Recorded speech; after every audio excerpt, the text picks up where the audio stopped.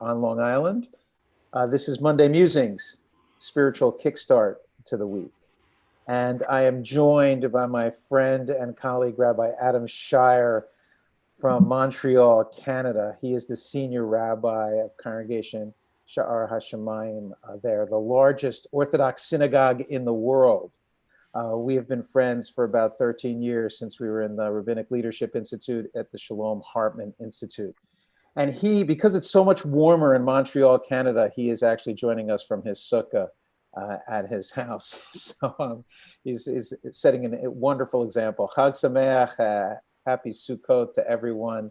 And I appreciate your example there of being in the sukkah for all of us and reminding us of this wonderful holiday. So Adam, as I said, and I have been friendly for some 13 years. And one of the things about Adam is that he's lived in many different countries, Israel, Germany. He was born in the United States, in Rochester, New York, where he grew up, and also, of course, in where he is now in Canada. Did I mention Germany as well? I think so. I think so. Okay, yes. And he speaks many languages.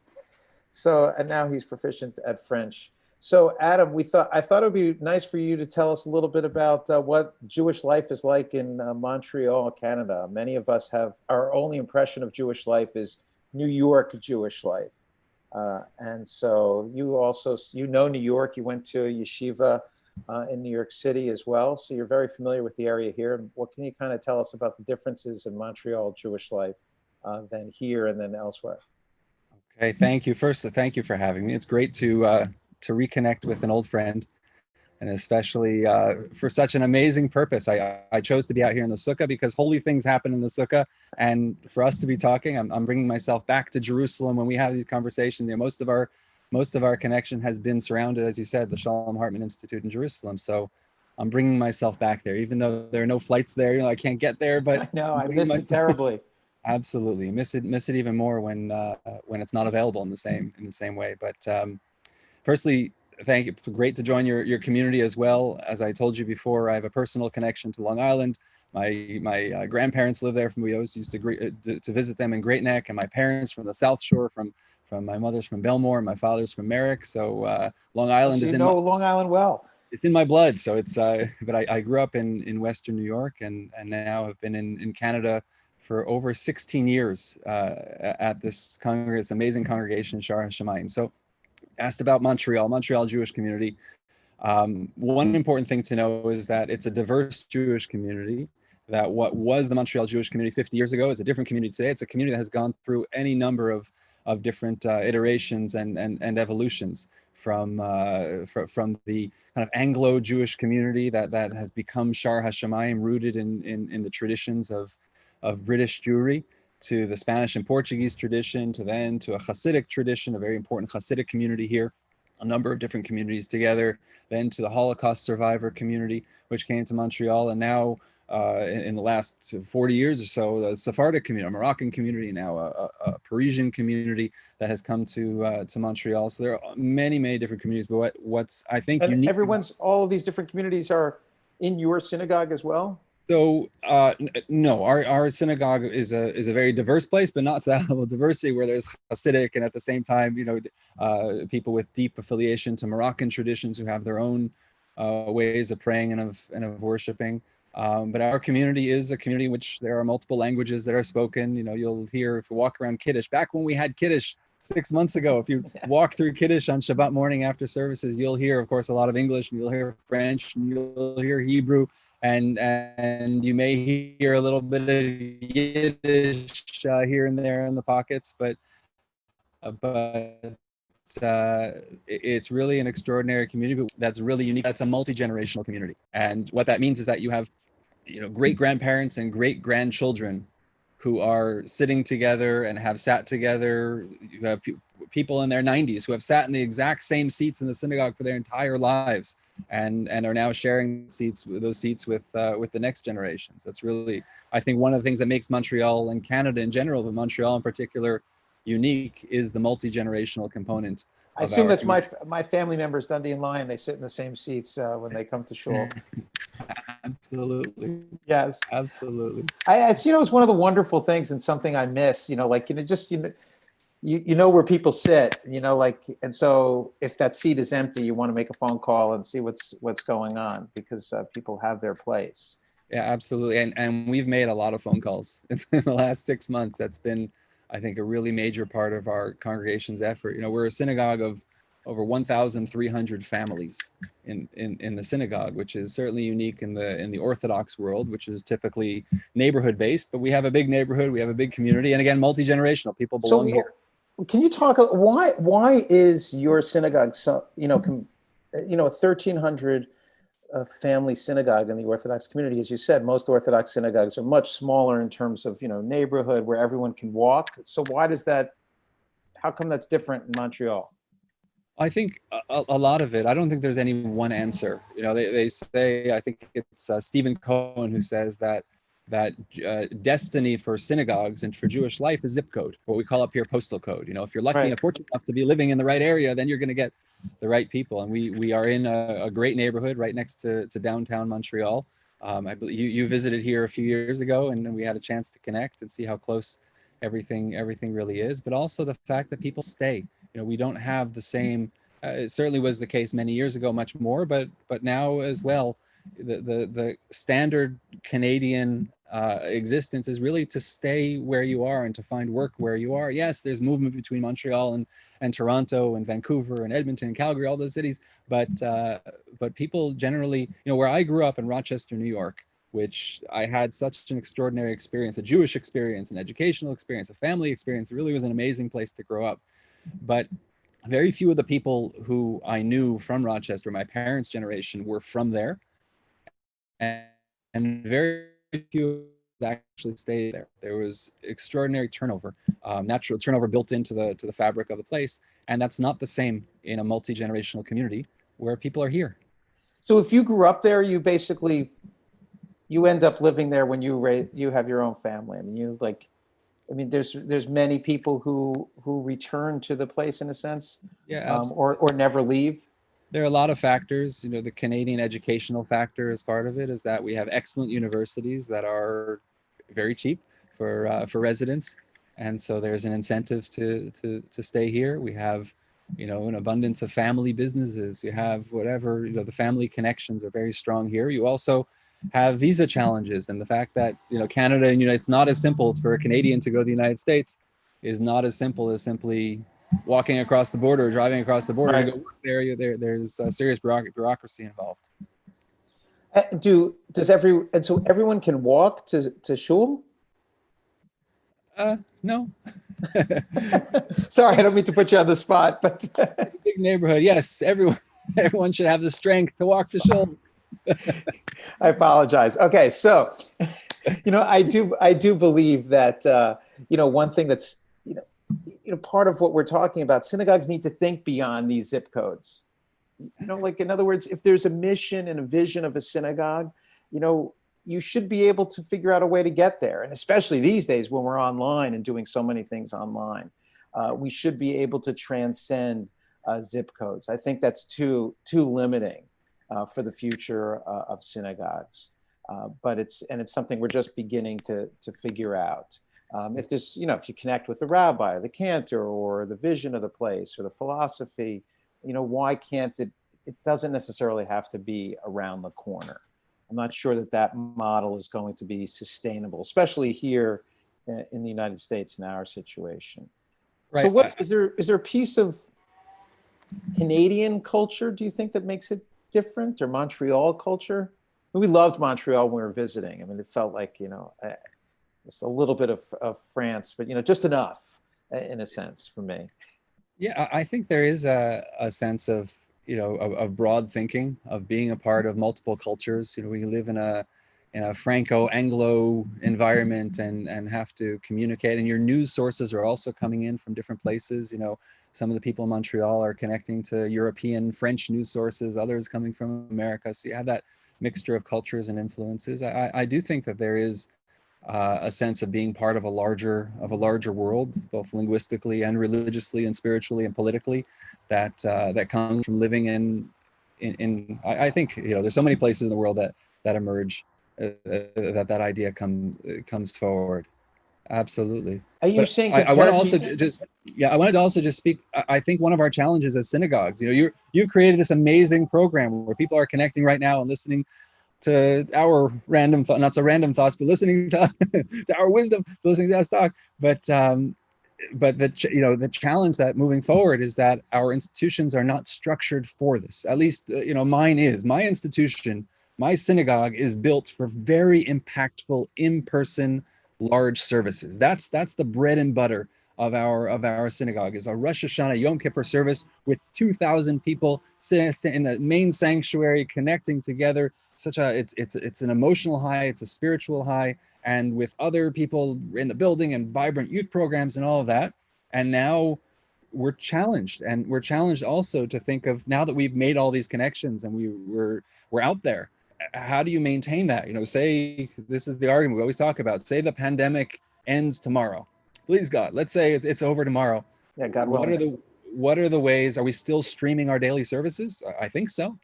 Are we still, are my classes now, it used to be my synagogue would not shut down, but it would go quiet for 2 months, let's say, from December to February, to mid-December, mid-February, while people were in Florida. Now being in Florida is not, it's not a reason to disconnect, and there's no excuse that the synagogue has now to say, okay, goodbye, see you in a few months.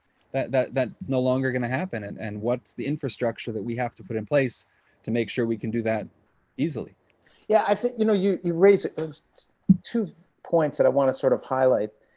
Something I've thought about is that our rituals are built to create like social intimacy, and to now design them for social distance.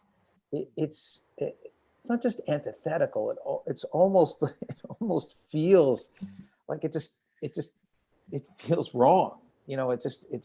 I've said sometimes it feels like I'm officiating with my arm tied behind my back. To the way all of these experiences. I'm not saying we should be doing anything differently, obviously, but there's a piece that's lost. Everything about the rituals is to kind of push people together. There's nothing more emblematic than the hora, and the fact that we can't do that is just really, really tough. But the other piece you said is that my Torah study class, my weekly Parshat HaShavua class in our study, that should absolutely continue on Zoom. Even if there's some people at the synagogue meeting with me, because it's much easier. If it's 1 to 2 o'clock, you can just join from your office. You don't have to go somewhere and then come back. It's literally an hour that you can carve out to do that. Of course, my parents joined me from St. Louis too, which is just an absolute treat, and that never would have happened. I can't tell you how many of our lectures and classes over the years have been canceled because of bad weather. Right. Where we would never bring a guest in February because it's just too much of a risk in Montreal, and now it continues. But I think, what I'm sensing right now, and I think the reason this is working so well in many levels, is because it's needed, is because religion, is because faith is so much more important. I was reading, I was just going through cleaning out my office just a few days ago, and I found this pamphlet that Rabbi David Hartman had published, and it's called "The Breakdown of Tradition and the Quest for Renewal." And I had seen this before. I had never seen it. When did he write this? So he wrote it in 1978. It was published in 1978. And if you look at his bibliography, and I've seen it in a few different books, this is mentioned, but the publisher, some of his publishers are, JPS or Schocken or any other major publishing houses that have published, or university presses. And this is by the Gate Press. And I looked inside, and the Gate Press is Congregation Shaar Hashomayim press that he had delivered a series of lectures in the 1970s, and we had published his lectures. So he makes, I'm sure he's made this point elsewhere. I never heard it from him, but it really moved me. What he wrote in 1978 that I found in the files at the synagogue was that, he said that there's this idea of the triumphant man, which is the idea of humanity feeling like we can do anything. And this is the modern challenge to religion, which is, it used to be the challenges to religion were philosophical or theological, what you believe doesn't make sense. But in modern times, the challenge to religion is, why are you praying to God if you can do it yourself? Why are you saying, why are you praying for the sick when we have modern medicine? Just focus your efforts there and you'll be able, the only thing that's standing between us and perfection is not prayer, but human ingenuity and creativity and action. That's the challenge. And part of what the religious approach is to kind of marry that and say, you know what, human beings are powerful, but there's also a sense of helplessness. And there are things that are beyond our limits. And that's where faith comes in. That's where we turn to God, are those places. And I think, you know, feeling this global pandemic and feeling a sense of helplessness that, you know, we're all waiting for someone to create something. We're all waiting for that magical fix that humans are going to overcome this. But in the meantime, you know, let's pray, because there's nothing else that we can do. There's nothing I can do right now today, you know, with my own hands, with my own self. There's nothing I can do to help this other than teach where to look and look myself for inspiration and for ways to get through this that are not, that don't have to do with human capacity, but have to do with faith.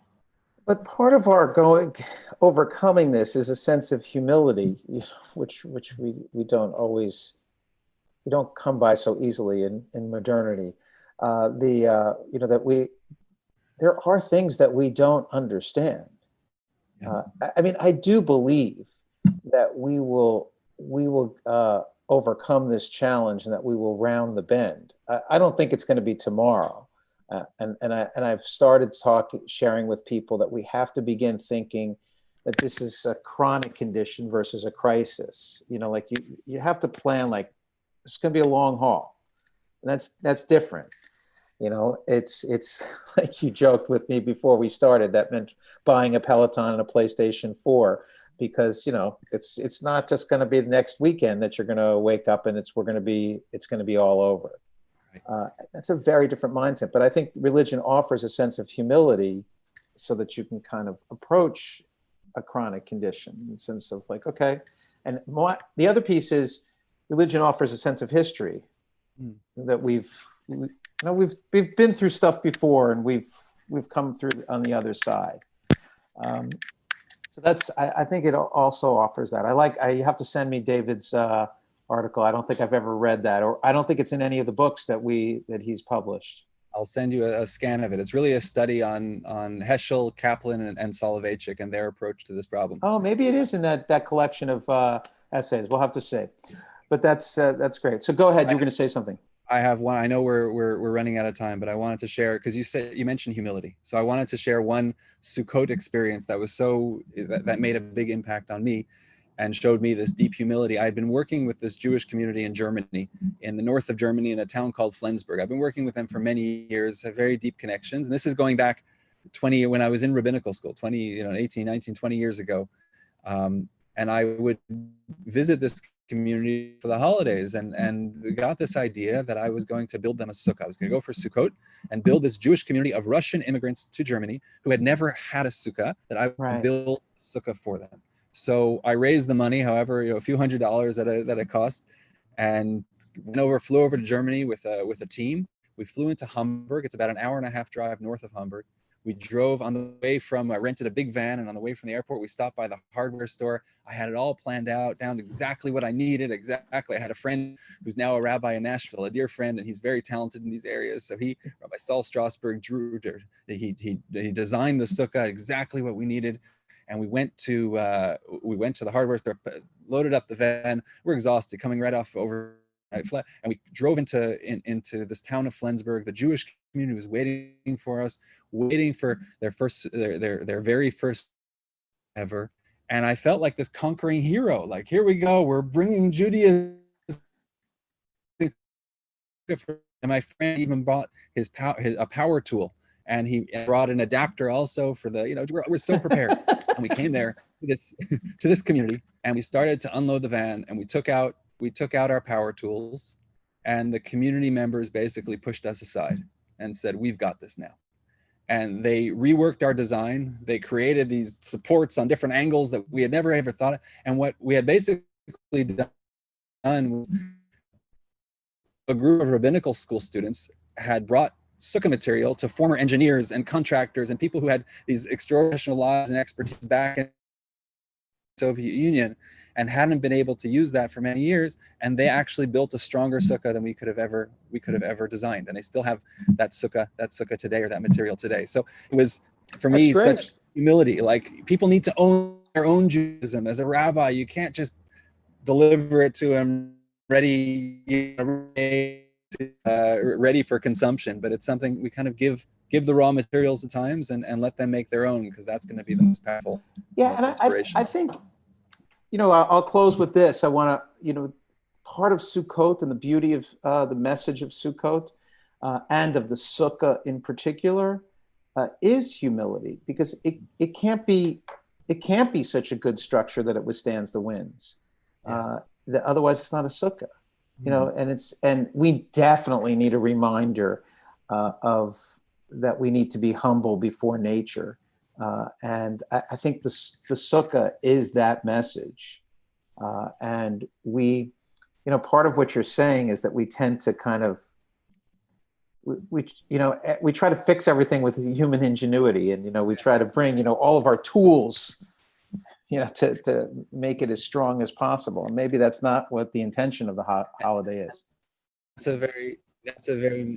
very modern idea, which is that the modern idea that we can do anything. But to understand that, we've been helpless throughout history. We've lived in poverty. Let me close with I know you want to close already, but go ahead. But I'll let you have the last word. But I want to say, before you do that, I want to thank Adam for joining us this morning. And so now it's you get the last word. Okay, very quick story. Rabbi Tzvi Hirsch Levin in the 19th century was 18th and 19th century was the chief rabbi of Berlin. And he invited the governor of the area over to his house for Passover. And the governor said to him, he said, as the child was singing Mani Shtana, how different is this night, the Passover Seder, the governor started to chuckle. And Rabbi Levin said, why are you laughing? He said, because listen to this kid. He's singing Mani Shtana, how different is this night? But look at you, you're sitting in this beautiful room, you're eating a meal with china and with silverware. What did you do last night? You sat in this room and you ate a meal with china and silverware. And the night before, you sat in the same room and you ate a meal. He said, I know you have the holiday of Sukkot where you go outside. That's when the child should be saying, Mani Shtana, how different is this night? And Rabbi Levine said something very powerful. He said, when this child sings, how different is this night, you and I are hearing different things. You're hearing this child. And it's true, for this particular child, this night is the same as last night, but I'm hearing the Jewish child of all generations.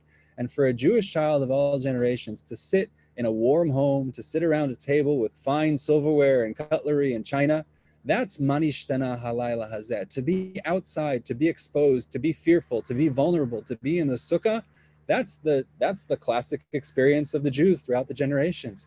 To be secure, that's Mani Shtana. So I think what you say, there is a level of humility, there is a level of vulnerability, there's a level of, as human beings where there's so much that's unknown and so much that's out of our hands, and even where there are times where we think we can do it all. I think that's what Sukkot reminds us of, is that that faith is so important in our lives and that we can't do it all. That's great. Thank you, Rabbi Scheier, and Chag Sameach.